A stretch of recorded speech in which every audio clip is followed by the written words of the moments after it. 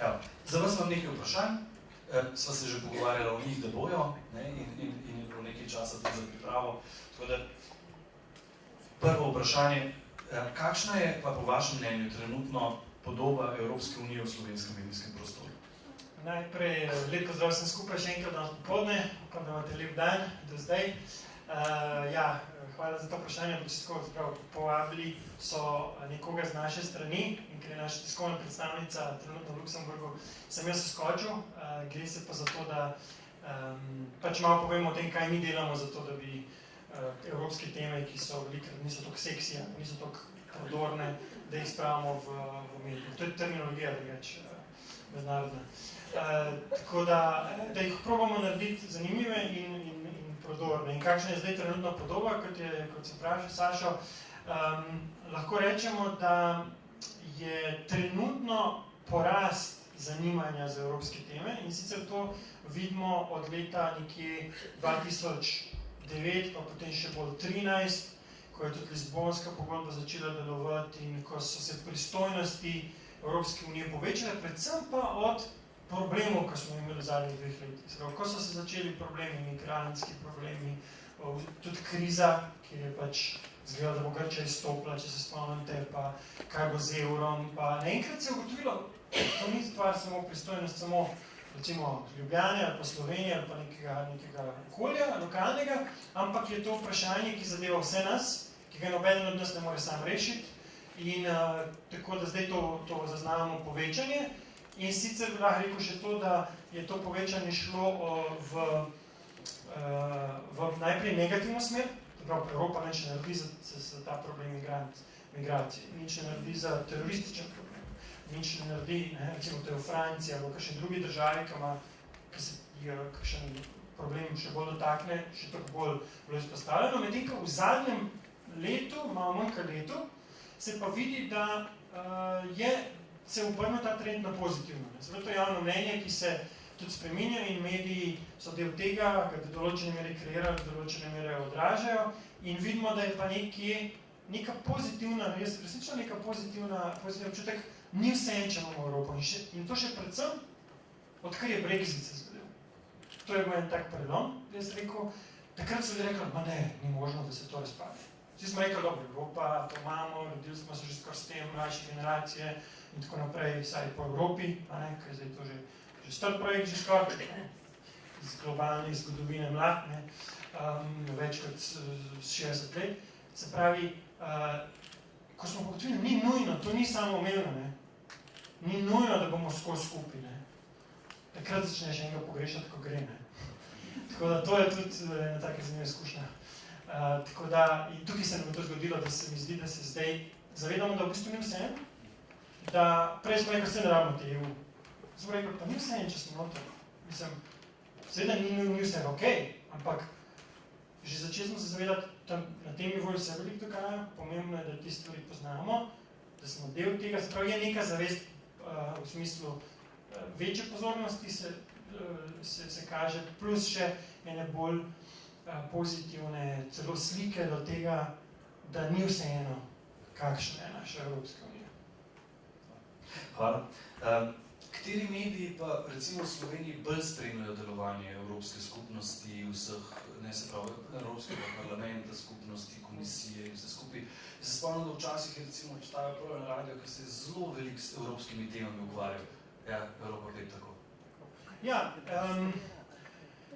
največ, če gremo na nacionalno raven, seveda krije Slovenska tiskovna agencija, moram reči, naše zadeve, tudi po številu objav in tako naprej, tudi tam se veliko stvari vidi in njih povzemajo potem drugi mediji, se pravi, njihove informacije so že preverjene in njih treba še enkrat, ker če nekdo pošle izjavo za javnost, parlament je lep in najlepši in sploh, potem zdaj treba preveriti, če je res najlepši, pa zakaj je najlepši, če se malo hecam, medtem ko pri tem, ko neka tiskovna agencija napiše parlament je bil dober v tem in tem, potem nekje mediji, če tako rečem, verjamejo, da je to res in je to en tak pomemben vir informacij, s katerim ni toliko dela. In tukaj pridemo do enega pomembnega faktorja, se mi zdi pri novinarjih, ne imeti preveč dela. Če imaš zelo veliko dela, da moraš vse preveriti, pa da nimajo linkov, pa niso zihar, potem ne bodo objavili.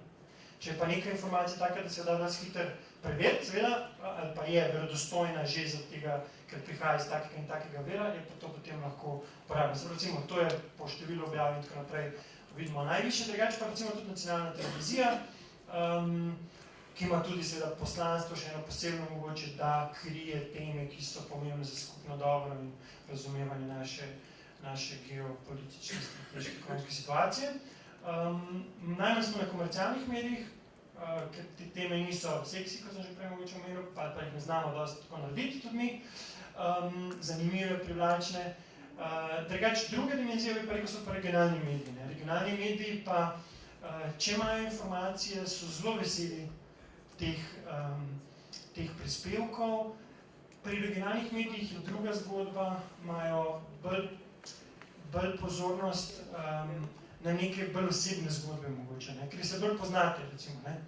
Se pravi, lokalno verjetno poznajo celo ravnatelja ali pa profesorja ali pa učitelja na šoli je drugače. Če greste na Eurošolo v Bruselj ali pa Strasbourg, Strasbourg Eurošolo pa nekaj še na ekskurzijo, to zelo velikrat objavljajo. Se pravi, če boste vi njim sliko poslali, boste rekli, smo šli gor in je bilo super in smo nešto celo zmagali ali pa smo bili zelo uspešni, kot vi recimo in tako naprej. To zelo velikrat potem lokalen ali časopis, malega večera, kjerkoli drug časopis, sicer bi tam ni čisto sam lokalen, ampak so še zelo veliki lokalnih medijev, te zelo radi take zgodbe vzamejo, pa tudi kakšni radi, tako da če boste vi njim pisali, če imamo zdaj kontekst našega projekta, pa jim boste rekli, mi imamo tukaj 3 dijaki, ki so se res izkazali na tekmovanju v Eurošola, oziroma na sodelovanju v Strasbourgu, ali pa so bili del te ekipe, ki je šla in vsake vaših šol bodo šli tudi izbrani dijaki, ki boste vi določili, jih lahko mogoče rečete, a bi jih mogoče vas zanimali, da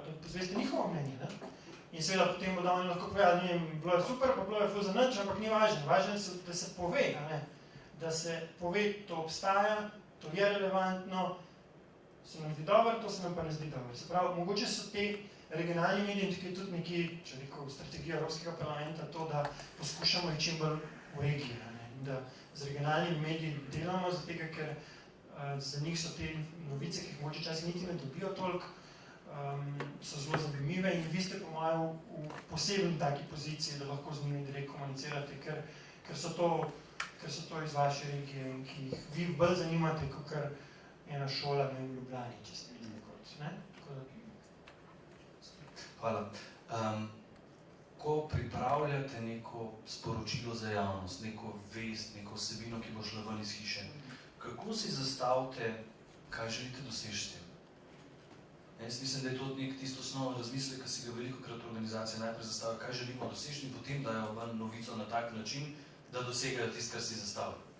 Zdaj, to je optimalno, veliko je tako, da imamo dogodek, pa moramo dati novico ven, zdaj pa nimamo mogoče včasih, to zdaj samo kritično, niti časa v premisliti, kako bi zastavili in tako, ampak če rečem, iz te perspektive, ki se mi zdi, da je to, kar me sprašujete, je kako narediti zanimivo novico, kaj je tisto, da bo pretegnila, je pa ponavadi par takih stvari, ki bi jih rekel, seveda mora biti kratek naslov, zanimiv naslov, prvi odstavek je jasen, kjer se povejo tiste bistvene stvari, kaj, kje, kdo, kaj, zakaj, in potem je fajn imeti, recimo, kakšen citat, fajn je vedno, če, ne vem, pri nas evropski poslanec bil, ali pa, ne vem, učitelj zgodovine je rekel, in potem poveste, je rekel, in to je en stavek, ki je res relevanten in zanimiv, torej citati so zanimivi, ker to je neki unik, to je nekaj takega, kar lahko ponovni objavijo kot,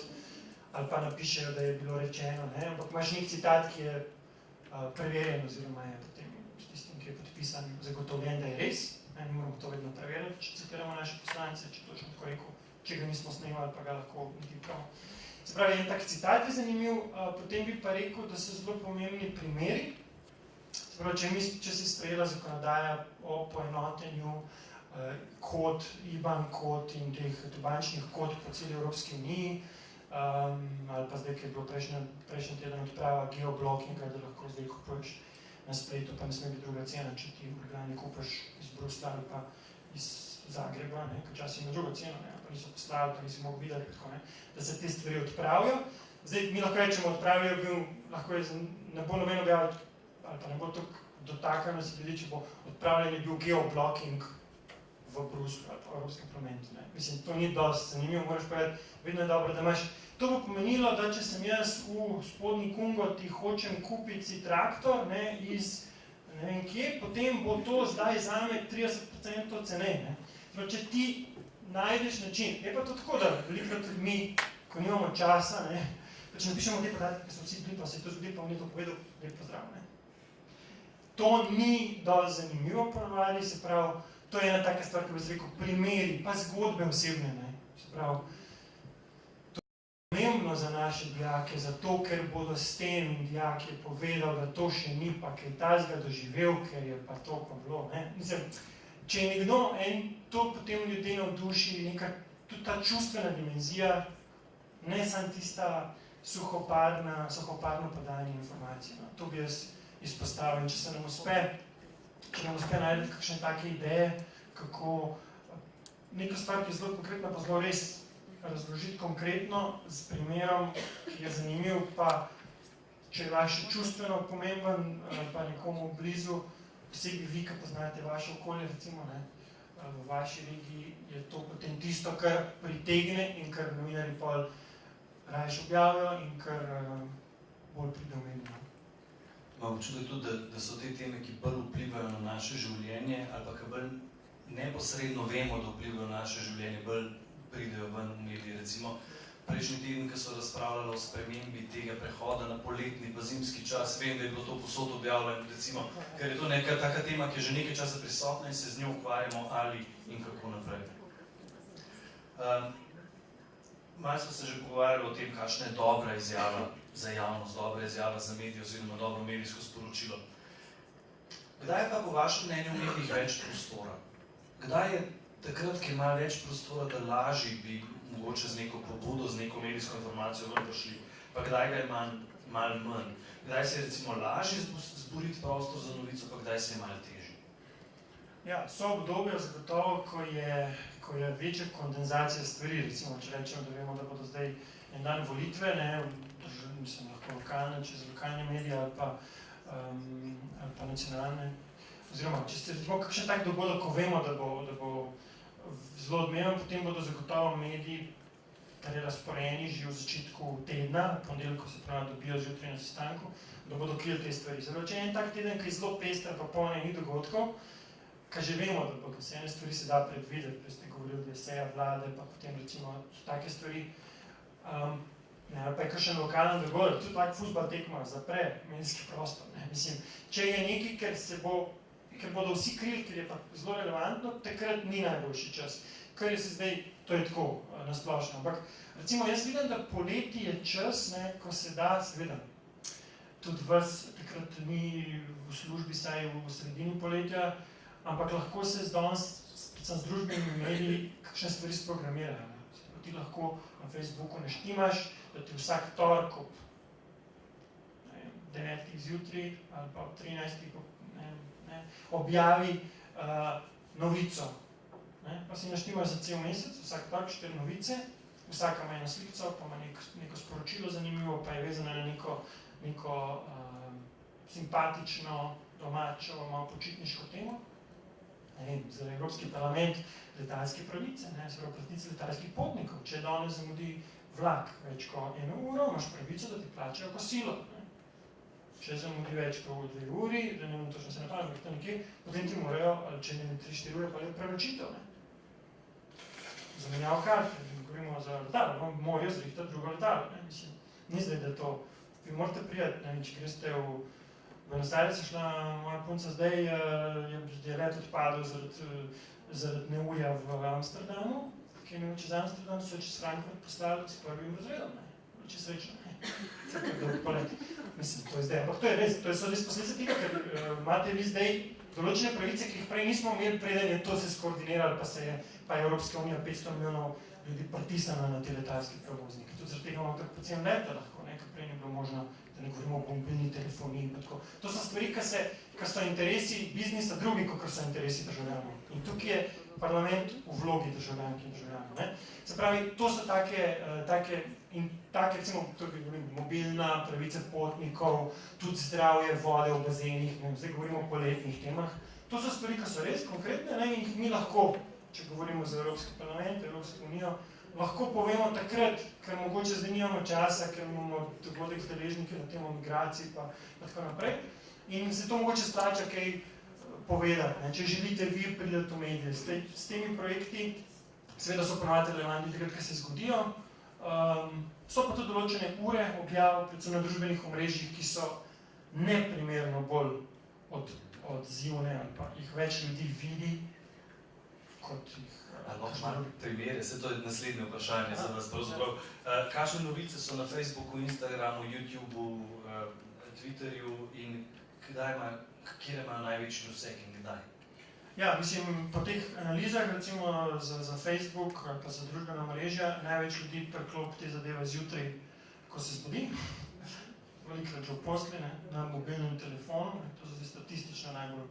Se pravi, mora biti izjava ali pa sporočilo, če je e-mail, ali pa objava, mora biti taka, da se da lušno pogledati na telefon. Tudi večina novinarjev danes izjave, ki boste poslali pa slikice prevede tam, in če bo slika, ne vem, 18 megabajtov, pa bo zablokirali sistem, bo živčen rato, pa bo zbrisal. Se ljubijo tudi, ne. On je tudi sam človek, mislim.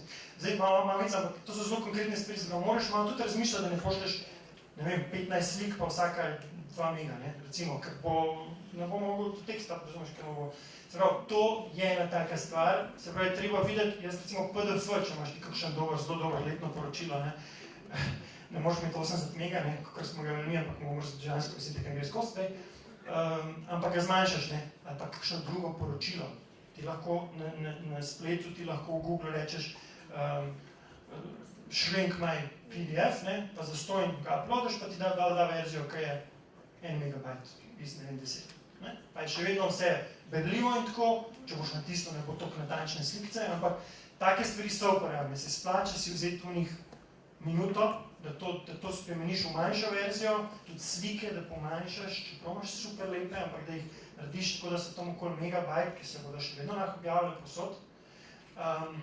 Ne pa, da je zadeva prevelika. Se pravi, zdaj sem že prišel na to, ampak časovno bi rekel, da je zjutraj, recimo, to, ki pa ste ga še vi, ki je dopolnjeno strokovno bolj, ampak kakor jaz imam je tudi po tem času kosila, vmes dela ljudje, čeprav zdaj imajo že velikrat Facebook prižgan, ampak to so statistično vrhunci. Potem pa takoj potem, mislim, da je zvečer, pa še bolj pozen zvečer, mogoče ne najše dopolnjeno, ampak so določene obdobje in če ti to, kar planiraš objavo, recimo, da imate vi super objavo, ki ste bili na Eurošoli, pa imate lepo slikico, pa imate to, ni fajn, da ti zdaj lih tam, ne vem, v soboto objaviš, ker so vsi, recimo, ne vem, na sončku grejo, ali pa na snegu smučajo, kako že je.